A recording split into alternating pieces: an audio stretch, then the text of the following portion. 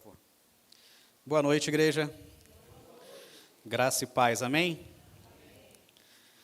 Como é bom, né, irmãos, estarmos na igreja. Às vezes a gente fala, às vezes a gente comenta, né? Hoje é dia de culto. Hoje nós vamos ao culto. Mas nem sempre... Obrigado, irmão João. Mas nem sempre a gente tem aquela consciência, né? De que nós devemos vir à igreja única e exclusivamente para cultuar o Senhor. Então, que a gente reflita um pouquinho sobre esse termo, né, culto. Viemos cultuar ao nosso Senhor. Quero convidar os irmãos a abrirem suas Bíblias em João, capítulo 11. O Evangelho é do Senhor Jesus, né? Mas quem escreveu foi o apóstolo amado, o apóstolo querido João. João, capítulo 11, nós vamos ler os versículos 1 até 46. É uma passagem, irmãos, bem conhecida, né? E a gente que expõe a palavra de Deus fica com essa dúvida, né? O que eu vou falar de novo, de diferente, que o povo nunca ouviu ainda em João 11, sobre a ressurreição de Lázaro. Mas eu acredito que a palavra de Deus se renova a cada dia, se renova a cada manhã. E da mesma forma que o Senhor falou comigo nessa passagem, vai falar com os irmãos também. João, capítulo 11, diz assim a palavra de Deus. Estava enfermo Lázaro de Betânia, da aldeia de Maria e de sua irmã Marta. Esta Maria, cujo irmão Lázaro era enfermo, era a mesma que ungiu com bálsamo o Senhor e lhe enxugou os pés com seus cabelos. Mandaram, pois, as irmãs de Lázaro dizer a Jesus: Senhor, está enfermo aquele a quem amas. Esse versículo 4, irmão, preste bastante atenção nele. Ao receber a notícia, disse Jesus: esta enfermidade não é para a morte, e sim para a glória de Deus, a fim de que o Filho de Deus seja por ela glorificado. Ora, amava Jesus a Marta, a sua irmã e a Lázaro. Quando, pois, soube que Lázaro estava doente, ainda se demorou 2 dias onde estava. Essa informação também é muito importante. 2 dias. Depois disse a seus discípulos: vamos outra vez para a Judéia. Disseram os discípulos: Mestre, ainda agora os judeus procuravam apedrejar-te, e voltas para lá? Respondeu Jesus: não são 2 as horas do dia? Se alguém andar de dia, não tropeça, porque vê a luz desse mundo. Mas se andar de noite, tropeça, porque nele não há luz. Isto dizia, e depois lhes acrescentou: nosso amigo Lázaro adormeceu, mas vou para despertá-lo. Disseram-lhe, pois, os discípulos: Senhor, se dorme, está salvo. Jesus, porém, falara a respeito da morte de Lázaro, mas eles supunham que tinham falado do repouso do sono. Então Jesus lhes disse claramente: Lázaro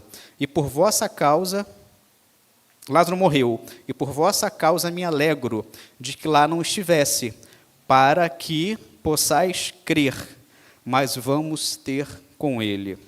Então Tomé, chamado Dídimo, disse aos discípulos: vamos também nós para morrermos com ele. Chegando Jesus, encontrou Lázaro já sepultado havia 4 dias. Ora, Betânia estava a cerca de 15 estágios perto de Jerusalém. Muito dentre os judeus tinham vindo ter com Marta e Maria para as consolar a respeito do seu irmão. Marta, quando soube que vinha Jesus, saiu ao seu encontro. Maria, porém, ficou sentada em casa. Disse, pois, Marta a Jesus: Senhor, se estiveras aqui, não teria morrido meu irmão. Mas também sei que mesmo agora, tu, quanto pedires a Deus, Deus te concederá. Declarou-lhe Jesus: teu irmão há de ressurgir. Replicou Marta: eu sei que ele há de ressurgir na ressurreição no último dia. Disse-lhe Jesus: eu sou a ressurreição e a vida. E todo que vive e crê em mim não morrerá eternamente. Crê nisso? Sim, Senhor, respondeu ela. Eu tenho crido que tu és o Cristo, o Filho de Deus, que devia vir ao mundo. Tendo dito isto, retirou-se e chamou Maria, sua irmã. Ele disse em particular: o Mestre chegou e te chama. Ela, ouvindo isso, levantou-se depressa e foi ter com ele, pois Jesus ainda não tinha avistara com ele. Não tinha entrado na aldeia, mas permaneceu onde Marta se avistara com ele. Os judeus que estavam com Maria, em casa, e a consolavam, vendo levantar-se depressa a sair, seguiram-na, supondo que ela iria ao túmulo para chorar. Quando Maria chegou ao lugar onde Jesus estava, ao vê-lo, lançou-lhe aos pés, dizendo: Senhor, se estiveras aqui, meu irmão não teria morrido. Jesus, vendo-a chorar, e bem assim os judeus que a acompanhavam, agitou-se no espírito e comoveu-se, e perguntou: Onde o sepultastes? Eles lhe responderam: Senhor, vem e vê. Versículo 35, Jesus chorou. Então disseram aos judeus: Vede quanto amava. Mas alguns objetaram: Não podia ele que abriu os olhos ao cego fazer que este não morresse?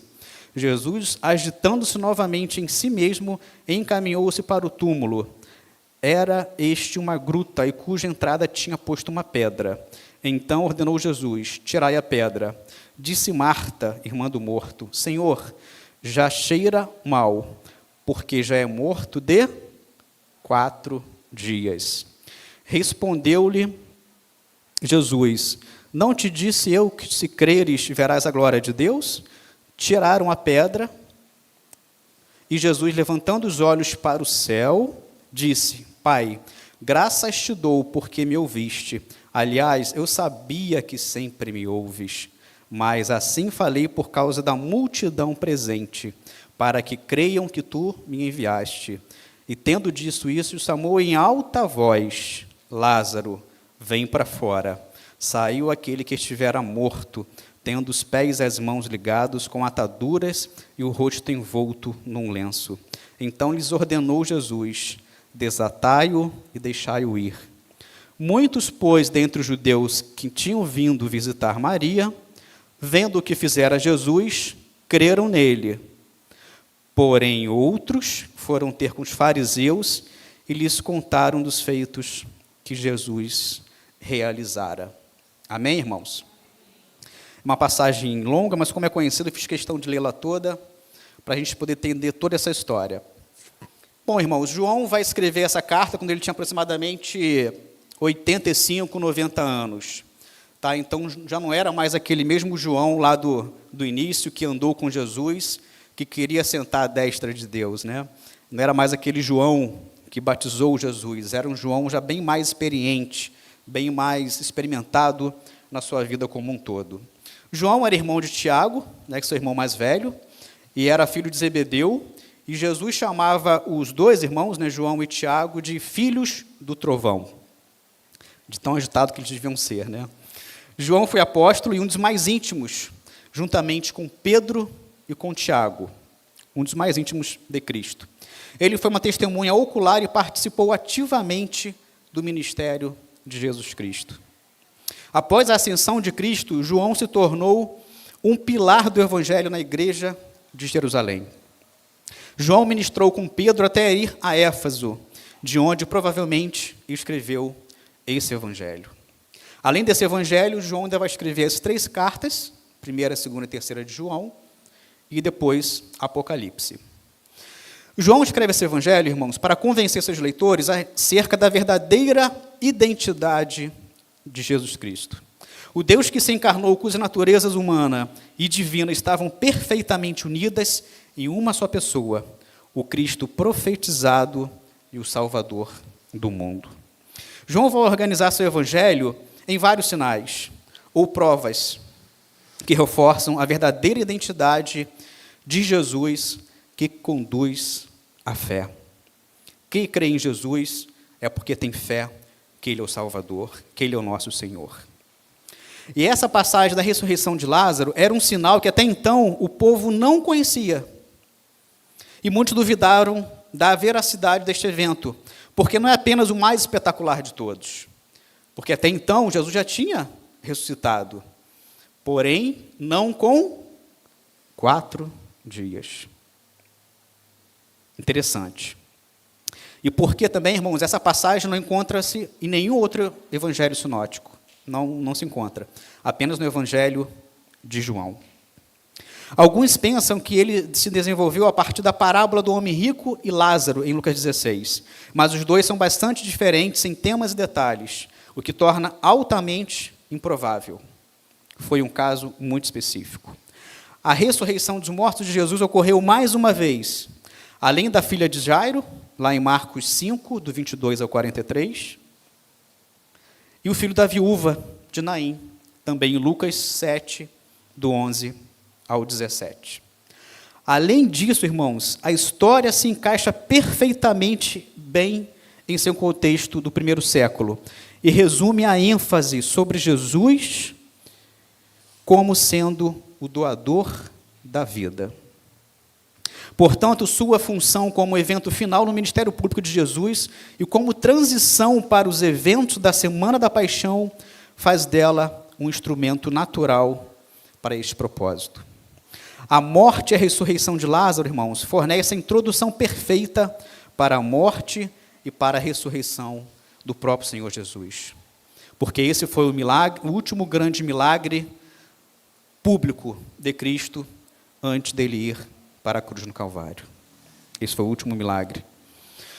Então, irmãos, se formos ler atentamente o Evangelho de João, nós vamos observar que o apóstolo vai apresentar uma riqueza enorme de detalhes, não só nessa passagem, mas em todo o seu Evangelho. E muitos fatos que não vamos achar nos Evangelhos sinóticos. Isso, provavelmente, irmãos, porque João era primo de Jesus, né? Ele era filho de Isabel. E, além desse grau de parentesco de João, como ele mesmo diz, lá no capítulo 13, versículo 23, diz assim: ora, um dos seus discípulos, João, aquele a quem Jesus amava. Não era um discípulo qualquer, era aquele que Jesus amava. Estava reclinando no seio de Jesus. Então, irmãos, João vai nos apresentar a vida de Jesus de um modo que os incrédulos possam vir a ele pela fé e os cristãos possam desenvolver sua fé em Cristo como sendo o Messias e Filho de Deus que desceu do céu. Inclusive, em várias partes do Evangelho de João, nós vamos ver que João chama Jesus de o Filho de Deus. Jesus, o Filho de Deus. Além de tudo isso, irmão, João vai mostrar também 4 verdades fundamentais para a nossa vida. Primeira, o evangelista vai dizer que Jesus é o Verbo divino, que veio do céu e se tornou carne. Nós observamos isso lá no capítulo 1. Jesus veio para os judeus, mas apenas alguns o receberam. E que os judeus não o receberam, não porque ele era um estranho, mas porque os judeus amaram mais as trevas do que a luz. Terceiro, Jesus realizou muitos milagres públicos, demonstrando que ele era o Messias, que ele era o Filho de Deus. 4, e João ainda vai nos mostrar que Jesus ensinou que a salvação está exclusivamente nele. Não vamos achar salvação em nenhum outro lugar, a não ser somente em Cristo Jesus. Essa, irmãos, é uma das passagens mais marcantes do Evangelho de João. Está no seu início, né, que vai lá do capítulo 1 até o versículo 1 ao 18, onde Jesus é apresentado como Logos, Verbo divino, como acabei de falar, ou seja, o único que poderia revelar o Pai. E Jesus pode fazer isso porque ele, como filho, ele compartilha da divindade do Pai. Jesus fez o universo juntamente com Deus, supriu as necessidades do povo no deserto, e agora provê água e pão espirituais.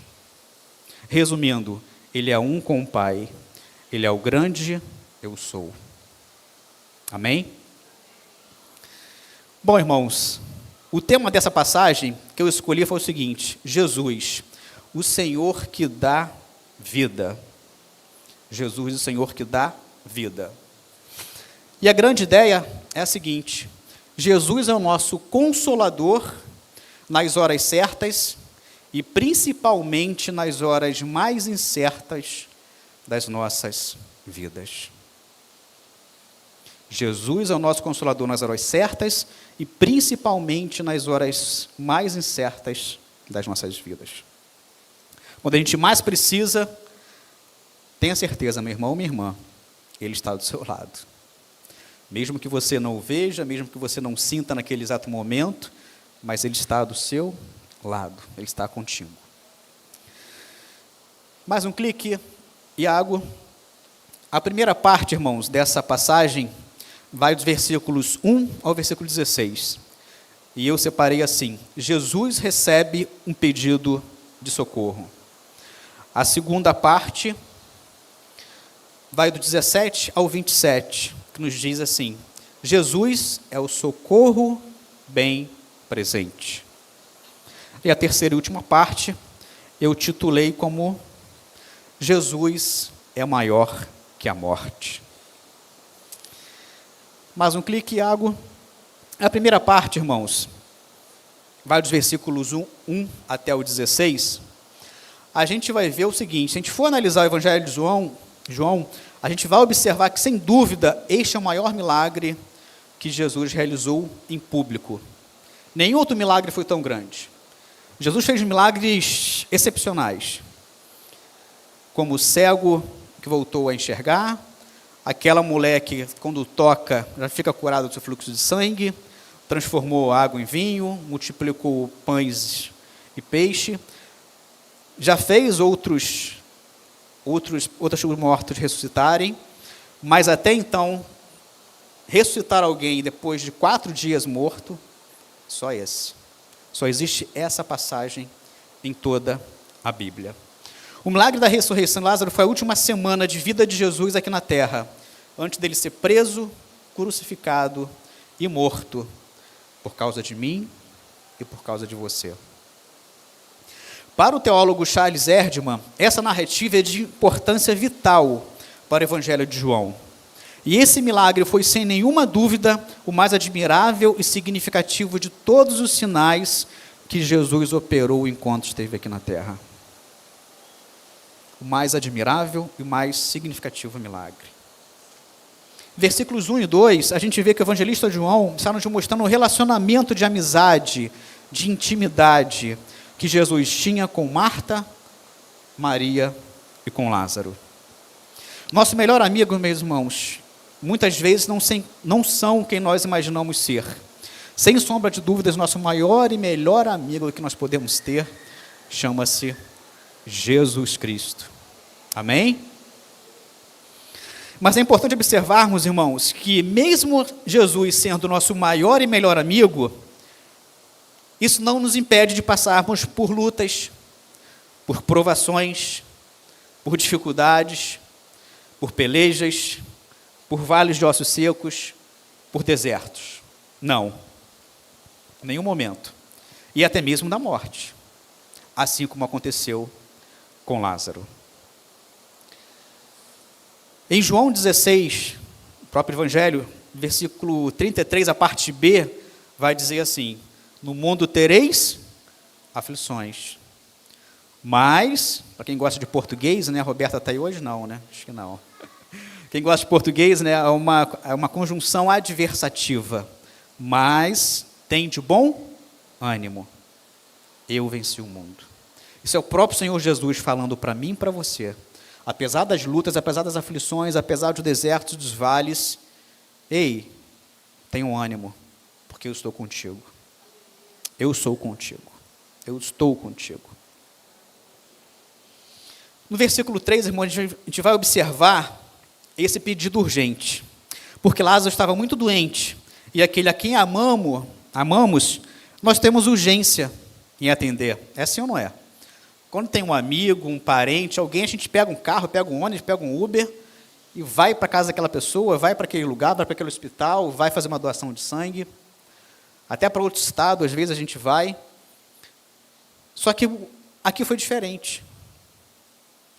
O interessante é observar que Jesus, ele não está querendo livrar Lázaro do sofrimento. Muitas das vezes ele não quer nos livrar do sofrimento, mas ele quer nos livrar em meio ao sofrimento. E foi isso que ele fez aqui. Um certo comentarista vai dizer o seguinte sobre esse versículo 3.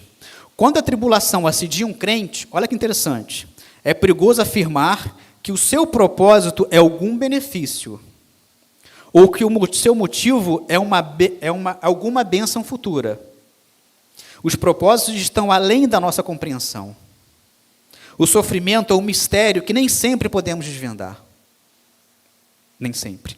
Mas é absolutamente certo que, para um amigo de Jesus, o resultado do sofrimento será sempre algum bem eterno. Alguma manifestação da glória de Deus, na minha e na sua vida. John MacArthur vai dizer que, como Jesus estava na Transjordânia e Lázaro estava próximo de Jerusalém, provavelmente levou um dia inteiro para que a mensagem chegasse até ele. E Lázaro deve ter morrido antes mesmo que esse mensageiro chegasse.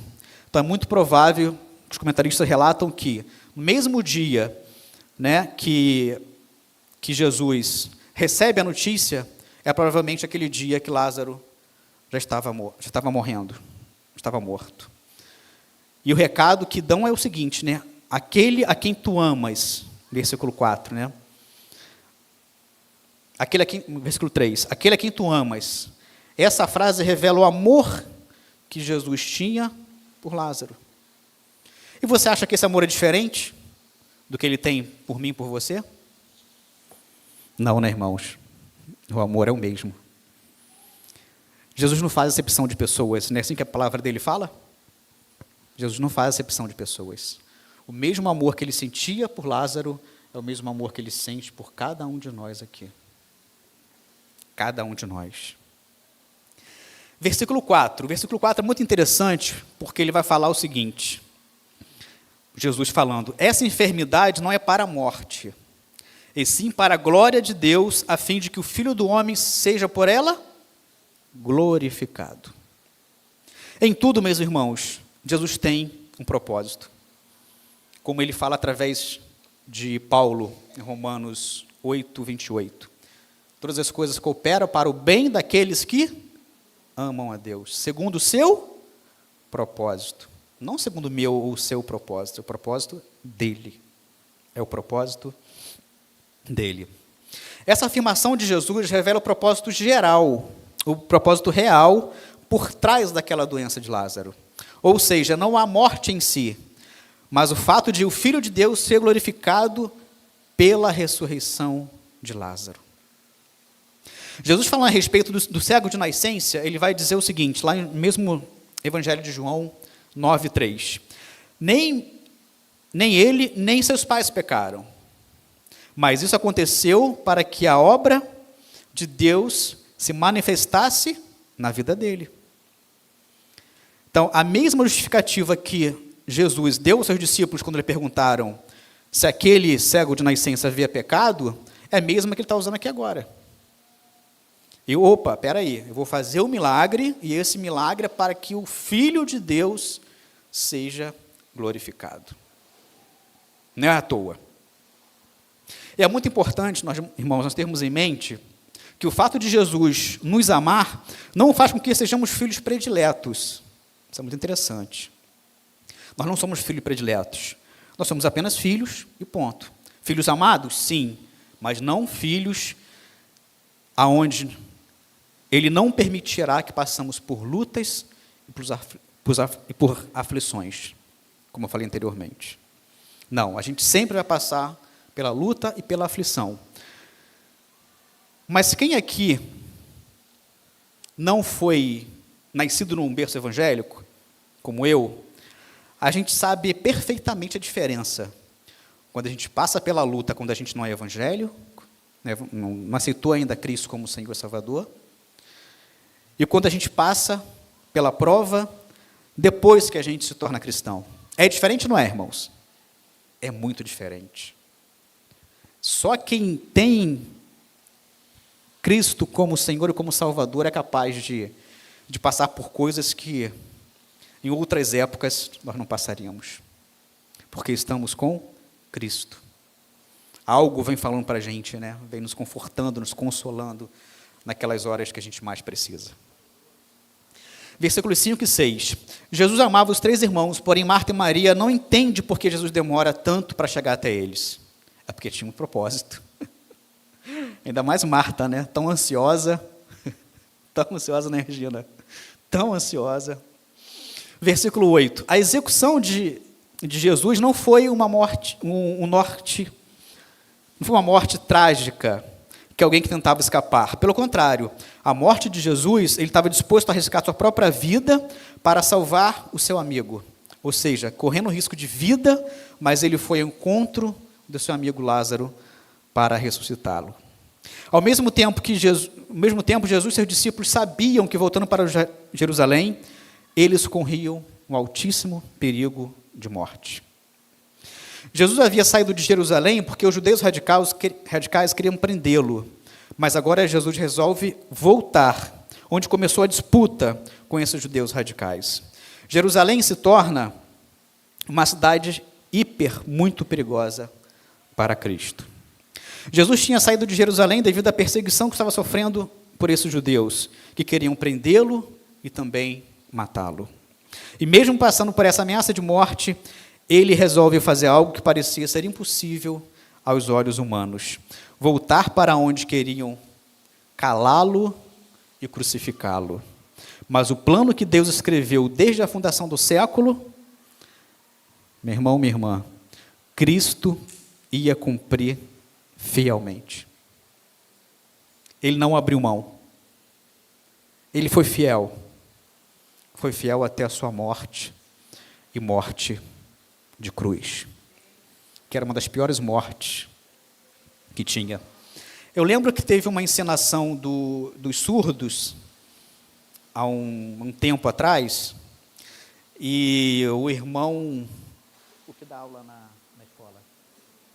O irmão Bruno, ele pediu para que nós ficássemos um tempo com os braços abertos. Não sei quem lembra dessa passagem. Eu tentei ficar ali atrás com os braços abertos alguns minutos, mas, sei lá, acho que menos de um minuto eu já estava querendo arrear o braço, porque estava doendo meu braço. E a gente tenta imaginar o que Cristo passou.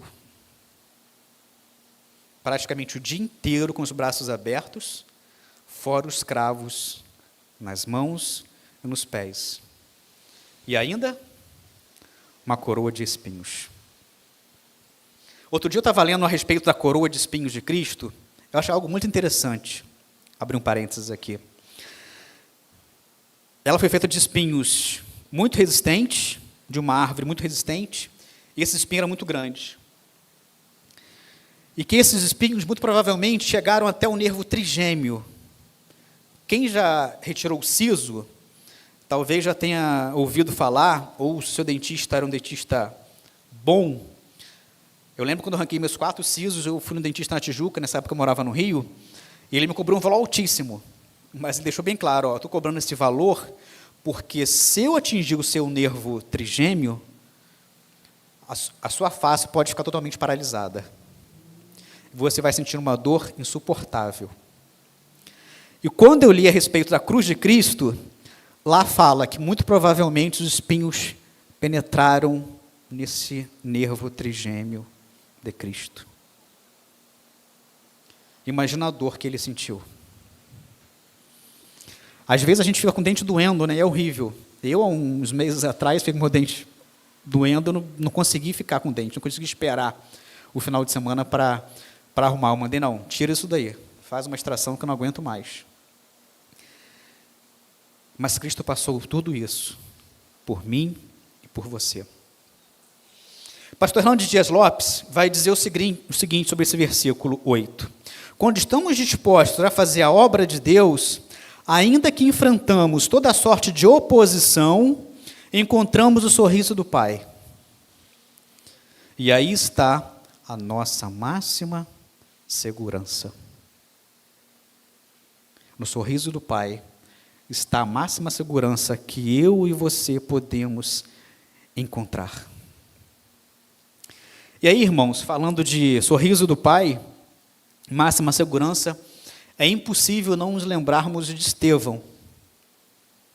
Estevão está lá, a morte de Estevão está lá no capítulo 7 de Atos, né? É bem longo essa passagem, mas o versículo 55 e 56 diz assim: Mas Estevão, cheio do Espírito Santo, levantou os olhos para o céu e viu a glória de Deus e Jesus o quê? Em pé, à direita de Deus. A única passagem na Bíblia, irmãos, que vai falar que Jesus está em pé, à destra de Deus, olhando para alguém, é aqui em Estevão. E o versículo 56 de Atos 7, ele disse, né, Estevão, veja o céu aberto e o Filho do Homem em pé, à destra de Deus.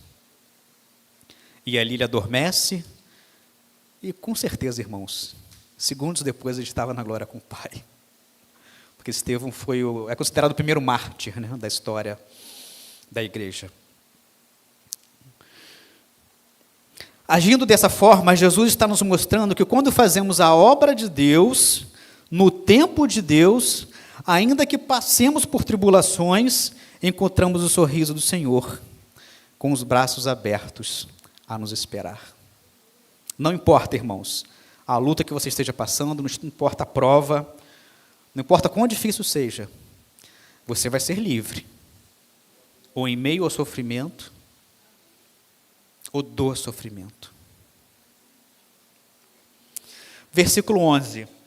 Aqui fala a respeito de Lázaro adormece, né? Por que Jesus fala a respeito de Lázaro adormece? É que no Novo Testamento, irmãos, a morte era muitas vezes representada como sendo ato de dormir. Porém, essa linguagem não justifica a elaboração de uma doutrina de o sono da alma. Ele não estava apenas dormindo. Não, Lázaro ele realmente estava morto. Muito provavelmente uma doença muito grave e o matou rapidamente. Nos versículos 15 e 16, Jesus explica que a morte do crente não é eterna. A morte não tem poder sobre os crentes que genuinamente amam a Jesus, que verdadeiramente amam ao Senhor. A morte é apenas um até breve. Por isso ele declara nos versículos 25 e 26, né, que ele é a ressurreição e a vida, e quem crer nele jamais morrerá. Jamais morrerá. Dá um clique, Iago, por favor. Segunda parte, irmãos, vai do 17 ao 27. Jesus é o socorro bem presente. Jesus é o meu socorro bem presente. Jesus é o seu socorro bem presente. Versículo 17 diz assim: chegando Jesus, encontrou Lázaro já sepultado havia 4 dias. Segundo os estudiosos, irmãos, a distância entre a casa de Lázaro e onde Jesus estava era de aproximadamente 32 quilômetros. Mais ou menos daqui até a usina, se não me engano. E levava, irmãos, 1 dia de caminhada. Só que a gente tem que ter em mente, irmãos, talvez você possa pensar, mas daqui na usina eu não faço 1 dia de caminhada. Você não faz hoje, irmão. Com a pista boa, dá para andar, dá para correr, né, João? Mas antigamente era diferente, irmãos. Antigamente tinha muitos vales, muitas crateras, talvez. Não tinha nenhuma opção, talvez, se tivesse muita chuva, um guarda-chuva bom, grande. Se tivesse muito sol, uma sombrinha. Não. Então, por isso que ele demora mais ou menos 1 dia para ele receber a confirmação da morte, ou no caso da doença de Lázaro. Versículo 18. Ora, Betânia estava a cerca de 15 estádios perto de Jerusalém. Muito dentre os judeus tinha vindo ter com Marta e Maria para as consolar a respeito do seu irmão. Então, irmãos, como Betânia ficava bem próximo, cerca de 3 quilômetros de Jerusalém, ou seja, muitos de Jerusalém vieram consolar Marta e Maria. E quando Jesus e o luto, né, o luto era um dever sério dentro do judaísmo naquela época. Havia muito choro e muito grito de pesar. E quando Jesus sai de onde ele estava, quando ele está se aproximando de Jerusalém, Quem corre ao seu encontro? Marta. Primeiro Marta, a ansiosa Marta. Marta correu ao seu encontro, enquanto Maria ficou em casa. Isso é uma pequena quebra do costume. Mas por quê, irmãos? Porque se esperava que a família esperasse os amigos sentados em sua casa, esperando as chegadas como Maria fez. No entanto, isso também se enquadra com a sua personalidade de Marta, como visto lá em Lucas 10, de 38 a 42. Né? Marta agitada e Maria sentada aos pés de Jesus. Versículo 19, irmãos, a gente vai observar que para confrontar acerca de seu irmão, Maria vai fazer algo que até então era como se ela estivesse exortando Jesus. Né? Essa é a impressão que dá. Senhor, se tu estivesses aqui, meu irmão não teria morrido. Meu irmão não teria morrido. Tá? Só que é evidente, à luz do que aqui menciona, que a casa de Lázaro e suas irmãs era muito respeitada e honrada. Além disso, como é natural que a morte de amigos ocasione tristeza e pranto ao ser humano, este dever, da qual o evangelista faz menção, não deve ser motivo de vergonha, pois Lázaro e sua família eram pessoas tementes a Deus.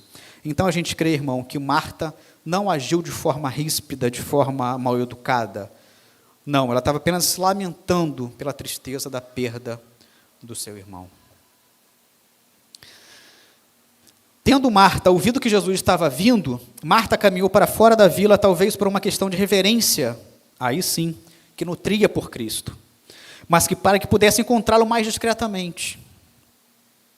Pois o perigo que lhe ocorria era algo ainda que provavelmente estava na sua lembrança.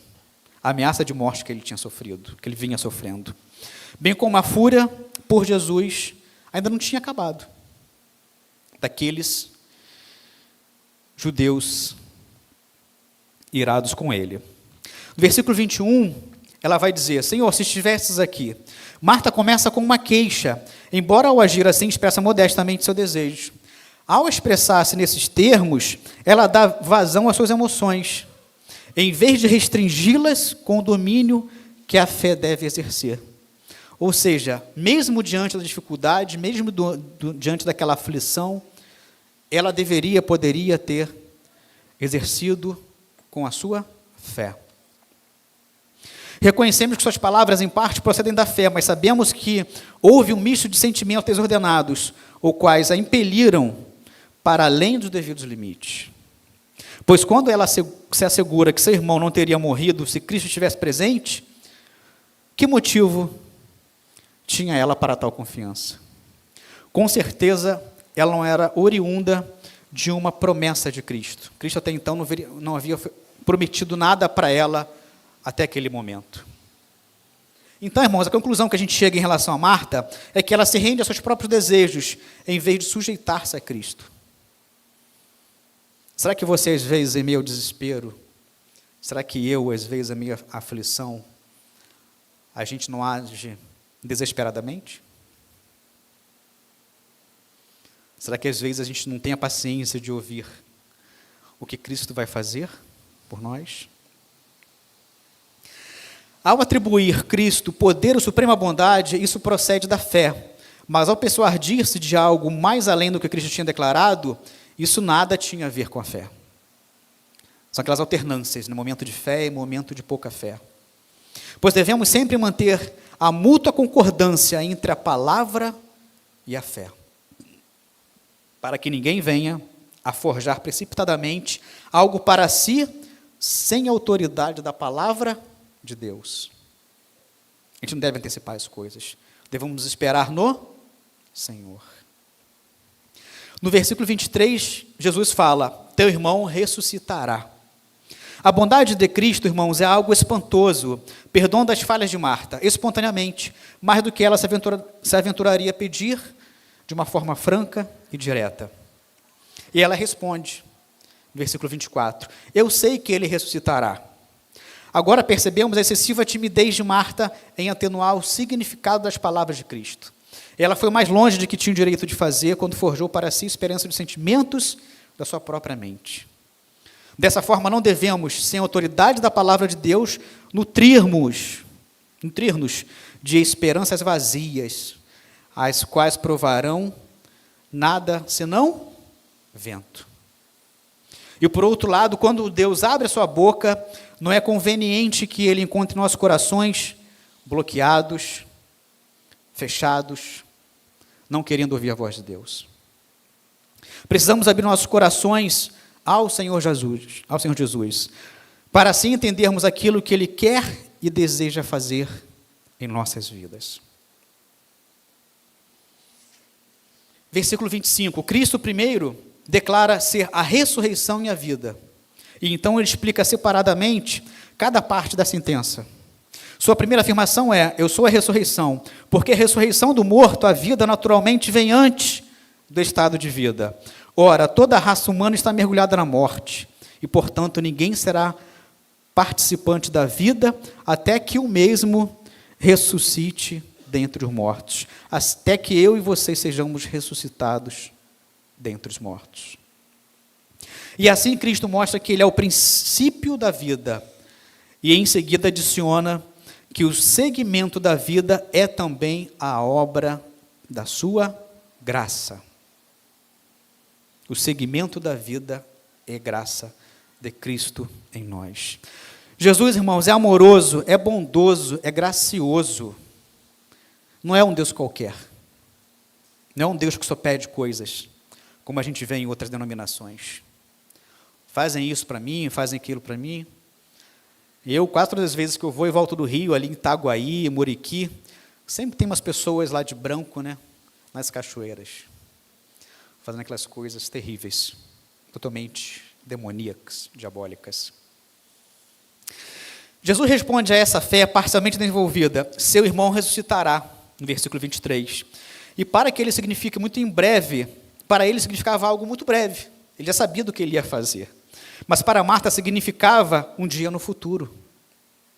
O que Marta mostra quando ela responde: eu sei que ele ressuscitará na ressurreição do último dia. A ressurreição foi o tema de um grande debate entre os fariseus, que aceitaram a realidade de uma ressurreição final. E os saduceus, ou seja, os líderes sacerdotais, negaram qualquer possibilidade de uma vida após a morte. John MacArthur vai dizer que, após a destruição de Jerusalém, a crença na ressurreição e na vida após a morte tornou-se a visão judaica oficial.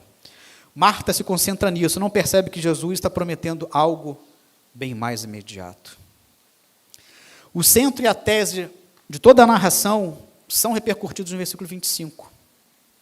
A quinta declaração: eu sou. Eu sou a ressurreição e a vida. A ressurreição é vista como uma realidade que herda no próprio Senhor Jesus. Isso é o que Marta não consegue assimilar. E o evangelista, apóstolo João, vem enfatizando a autoridade de Jesus para dar vida várias vezes. Tanto a vida eterna como uma posse presente e a ressurreição corporal no futuro. Amém, irmãos? Marta não entende o aspecto chave e precisa aprofundar sua crença parcial em uma afirmação plena de que Jesus é a própria vida, aquele que a dá. É Ele quem nos dá a vida, só Ele. Jesus termina o versículo 26 com um desafio: você acredita nisso? Este é um convite, irmãos, que vai além de ressuscitar Lázaro dos mortos. Jesus pede a Marta que acredite em seu poder, não apenas para ressuscitar os mortos, mas também para dar a vida eterna. Nesse sentido, a ressurreição de Lázaro é uma ação profética, como as realizadas por Jeremias e Ezequiel, significando a nova vida, que Deus, em Jesus, oferece a qualquer um, desde que creia nele, como seu Senhor e como Salvador da sua vida. No versículo 26, ele vai dizer: quem vive e crê em mim, né? Esta é a exposição da segunda parte da sentença. Cristo é a vida, Ele é a vida porque jamais permite que a vida que uma vez outorgou se perca, mas que a preserva até o fim. Até o fim Ele preserva. jamais morrerá. A razão que se declara que os crentes jamais morrem é que suas almas nascem da semente incorruptível, tendo Cristo habitado nelas, de quem elas derivam perpétuo vigor.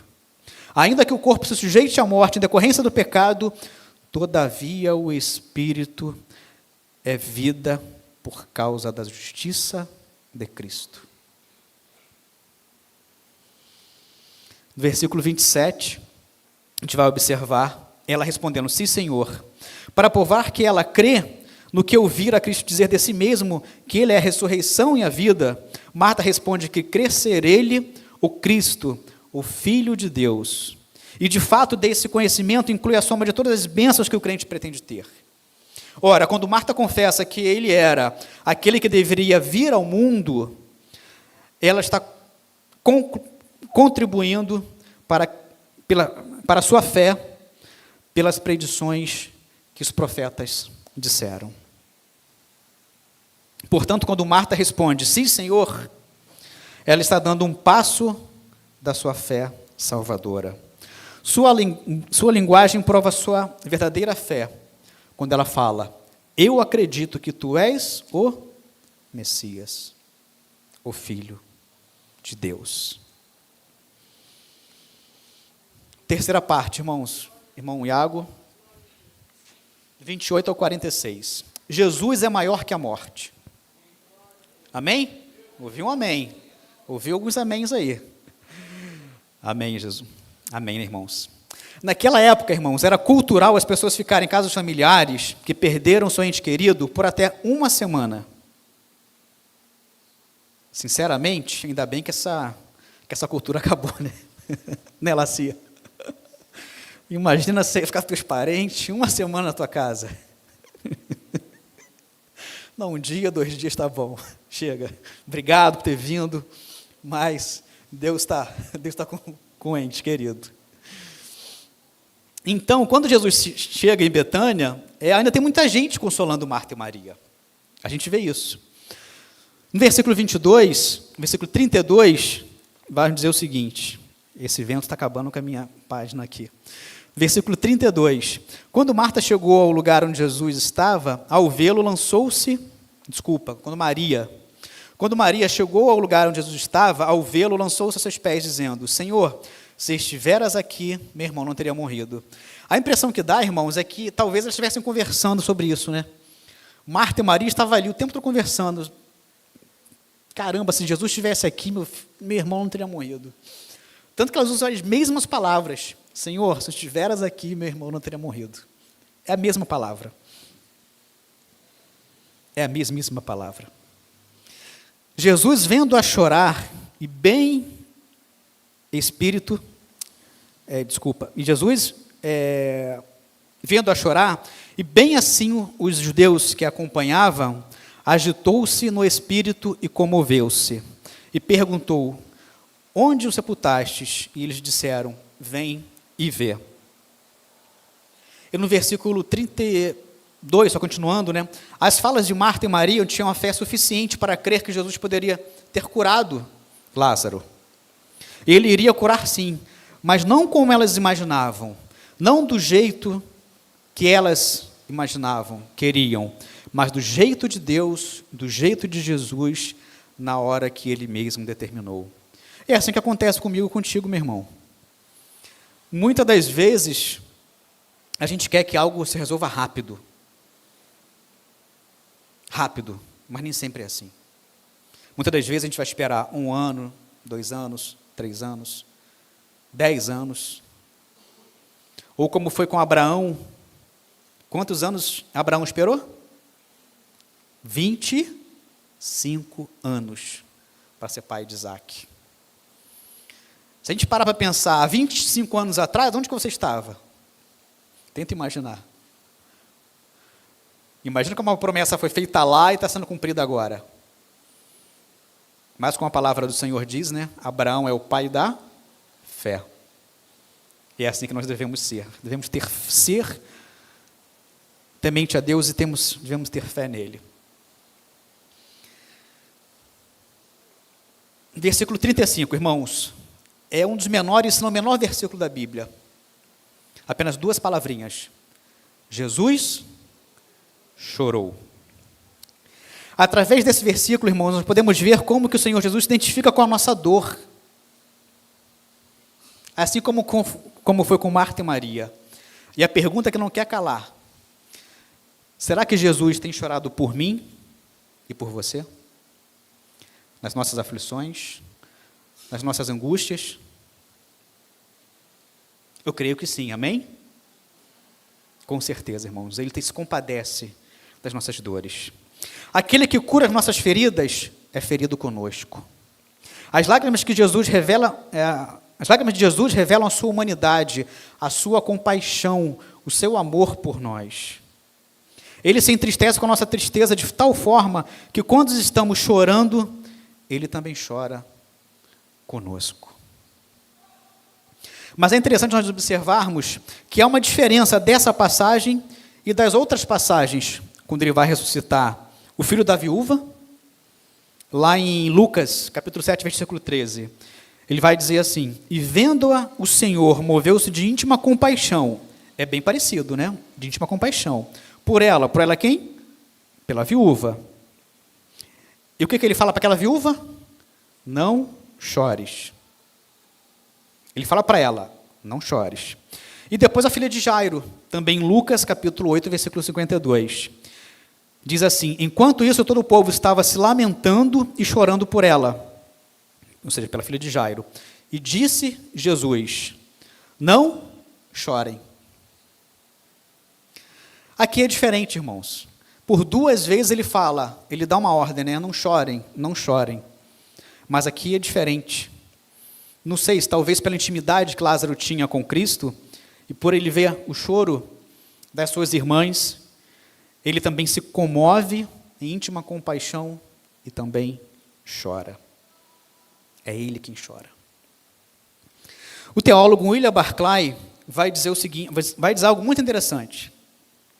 Na mentalidade grega, Deus era incapaz de sentir qualquer tipo de emoção. Os gregos pensavam que Deus era sozinho, solitário, sem paixão e sem compaixão. O choro de Jesus foi uma quebra de paradigma na crença dos gregos. Olha quantas lições a gente está tirando dessa passagem, irmãos. E tem mais quebra de paradigma, tá? Mais adiante.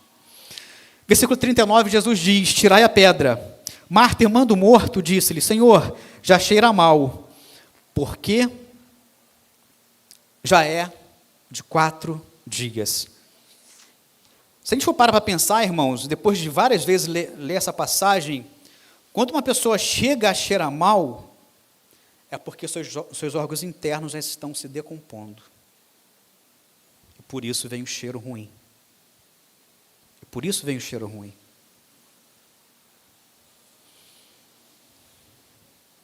Seus órgãos internos provavelmente já estavam apodrecidos, se decompondo. E no versículo 43, Jesus grita, né? Saia para fora, né? Ele vai dizer assim: e tendo dito isso, chamou em alta voz. O que é alta voz? Ele grita: Lázaro, vem para fora. É interessante, irmãos, como pode dar uma ordem para um morto? Só quem tem autoridade para dar ordem ao morto.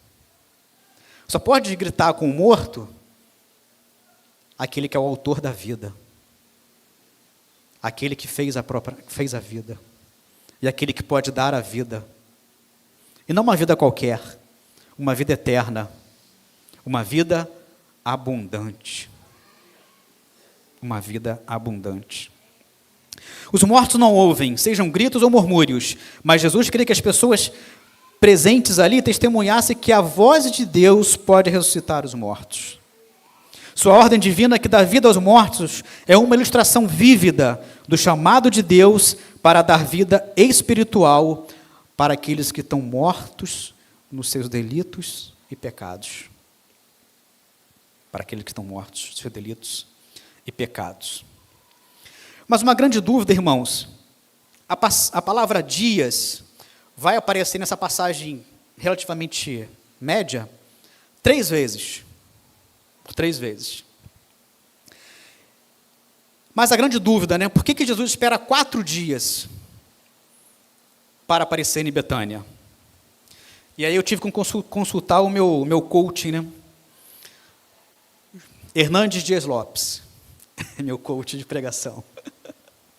Além do pastor, é claro, né? Não é pastor Ezequias. Hernandes Dias Lopes vai dizer o seguinte, irmãos, algo muitíssimo interessante. Naquela época, havia uma crença entre os rabinos, presta atenção, que dizia o seguinte: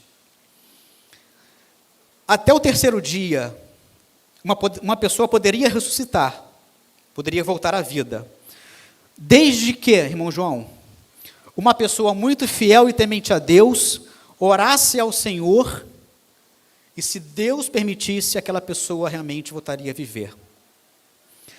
Mas após o 3º dia, ou seja, a partir do 4º dia em diante, somente o próprio Deus vindo à terra poderia ressuscitar alguém. Não houve nenhum aleluia? Ou seja, o que Cristo fala no versículo 4? Essa doença não é para morte, mas para que o Filho de Deus seja glorificado. Então, quando ele ressuscita Lázaro, irmãos, no 4º dia, ele está provando que ele é o próprio Deus. Ele é o próprio Senhor. Ele pode fazer tudo. Ele tem poder, ele era onipotente.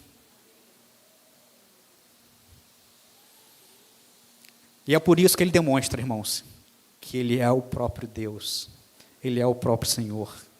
Se alguém tinha alguma dúvida ali, com os milagres, entre aspas, menores que ele vinha fazendo, agora não tem mais dúvida nenhuma. Porque após o 4º dia, só o próprio Deus vindo à terra poderia ressuscitar a pessoa. Amém? Algumas aplicações, irmãos, para que possamos sair daqui mais tementes a Deus, né? Primeira aplicação.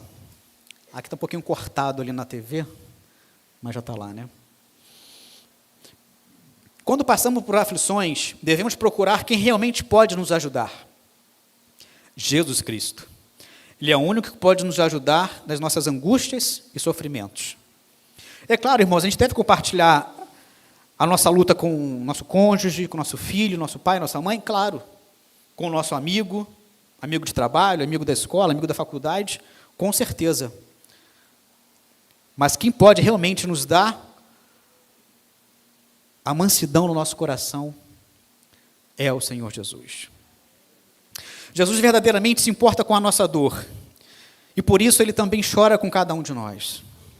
O comentarista Werner de Boer vai dizer: somente Jesus possui a capacidade de consolar por ocasião da morte, pois só ele é a própria ressurreição e a vida.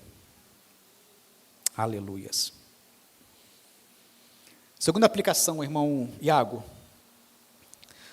Muitas vezes, Jesus parece demorar a atender nossas súplicas, mas tenha certeza, ele sempre aparece no momento oportuno. Você tem dúvida disso? Às vezes a gente tem, né? Às vezes a gente tem um problema, tem uma dificuldade, Senhor, por favor, me socorre hoje, me socorre amanhã. Algumas pessoas até que determinam, né? Isso não acontece nas batistas, tá, irmãos? Só em outras igrejas aí. Senhor, tomo posse da minha vitória hoje. A pessoa é tão apressada que quer ter vitória hoje. Ela não quer esperar. Mas Jesus vai fazer aquilo que tem que ser feito no momento oportuno. Jesus não quer que apenas encontremos a solução, mas que nos tornemos a solução diante de um mundo tão mau. Em vez de duvidar, questionar e lamentar, nós devemos crer, simplesmente crer nele. Devemos esperar nele. Na Bíblia temos vários momentos, irmãos, como acabei de falar, em que o Senhor Jesus lembra isso. Como acabei de falar, o caso de Abraão, que esperou 25 anos para ser pai de Isaac, pai do filho da promessa. 25 anos. Nós precisamos ter em mente, irmãos, precisamos entender que o nosso tempo, Cronos, é completamente diferente do tempo de Deus, o tempo Kairos. O nosso tempo é diferente do tempo de Deus. Terceira, Iago. Muitas vezes nós somos como Marta. Essa é, né? Nós somos como Marta, que só acreditava nos milagres de Jesus do passado e do futuro. Nós não oramos por um milagre na nossa vida, na vida de um familiar, mas muitas vezes não temos fé para crermos no milagre que o Senhor está prestes a fazer no presente. Assim como Ele fez no passado, assim como Ele vai fazer no futuro, nos levando com Ele, que é um milagre, Ele pode estar fazendo milagres no presente. Não que esse presente, meu irmão, minha irmã, seja hoje, seja amanhã, seja semana que vem. Não, mas no momento oportuno, Ele vai realizar. Precisamos nos despir da velha vida. Precisamos nos despir das roupagens do velho homem. Precisamos ajudar uns aos outros a remover as ataduras que nos prendem ao pecado. Precisamos ajudar uns aos outros a remover as ataduras do passado. Precisamos crer hoje. Jesus não é o grande eu sou, é o grande eu serei. Jesus não é o grande eu era ou o grande eu serei. Jesus é o grande eu sou, no presente. Aqui e agora. Ele é o Deus do presente, do passado e do futuro. Ele é o Deus Todo-Poderoso. Amém? Quarta e última aplicação, irmão Iago. Essa é forte, irmãos, como dizem os pentecostais. Quando cremos que genuinamente Jesus é o Senhor e Salvador das nossas vidas, devemos entregar nossos problemas em suas mãos. Pois mesmo que Ele permita que morramos, Ele estará encontrando uma solução para as nossas vidas. Eu acho que essa frase assim, encaixaria muito bem também, né, com uma grande ideia dessa passagem. Eu vou ler novamente. Quando cremos que genuinamente Jesus é o Senhor e Salvador das nossas vidas, devemos entregar nossos problemas em suas mãos, pois mesmo que Ele permita que morramos, Ele estará encontrando uma solução para a minha e para a sua vida. Amém? A morte do seguidor de Jesus não é um fim, mas é uma transição. Um caminho para a vida eterna no céu. A vida herda em Jesus e nós a alcançamos pela crença, pela fé nele. A vida para o crente é, na verdade, a vida eterna como uma posse presente, dando lugar, no final, à vida contínua com Cristo nos céus. A chave é acreditar que aquele que chega à decisão de fé viverá mesmo que morra. Isso se refere à ressurreição física. A percepção de que a morte não tem influência sobre quem acredita. Ela é o último inimigo a ser destruído. Mas seu destino já está traçado. Já está traçado. A verdade é o que diz Jesus: quem vive acreditando em mim nunca morrerá. Jesus está falando tanto na ressurreição física, quanto da ressurreição espiritual. A vida eterna, meu irmão, minha irmã, é o destino do crente. A vida eterna é o meu destino e é o seu destino. Jesus é soberano sobre a morte. E a única forma de participar da vida eterna é por meio da fé nele. Amém? Para finalizar, irmãos, eu trago aqui uma ilustração, mas confesso aos irmãos que eu estou na dúvida se eu já falei dessa ilustração aqui. Como muito provavelmente nem todo mundo que estava aqui, talvez caso eu tenha falado, vai estar novamente, eu vou falar de novo. Se eu já falei aqui, se algum irmão lembrar, tá? Como diz o pastor Ezequias, né? Faz a carinha de paisagem, tá? Finge que não sabe. Tá, irmão Helder? Irmão Helder é bom de memória? Se ele gravar. Nos diz assim, irmãos, a ilustração. 7 anos antes do navio Titanic ser encontrado, a revista National Geographic começou os preparativos para o dia em que o navio fosse achado e pudesse ser fotografado. Quando foi descoberto em 1985, o fotógrafo Emory Christoph, acho que é assim que se pronuncia, americano, começou a conferir a profundidade da água e os problemas de visibilidade. Finalmente, em 1991, com a ajuda de cientistas e cinegrafistas, Christoph tirou uma série de fotos a 3.500 metros de profundidade. E estampou na revista, colocou na revista National Geographic, aquela revista que fala sobre naturezas, né? A propaganda que recebeu o anúncio dizia o seguinte: a que ponto chega um fotógrafo da National Geographic para obter uma foto perfeita? Era uma pergunta. Interessante, né?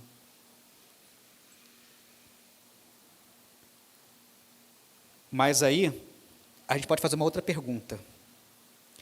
Até que ponto Deus chega para revelar o seu eterno amor para com os pecadores e sofredores? Até o ponto de o seu filho descer ao abismo, ao Hades, para me salvar e para te salvar. Amém, irmãos? O que esse fotógrafo fez não foi nada demais, comparado àquilo que nós recebemos desde a fundação do século, por meio de Jesus Cristo. Amém?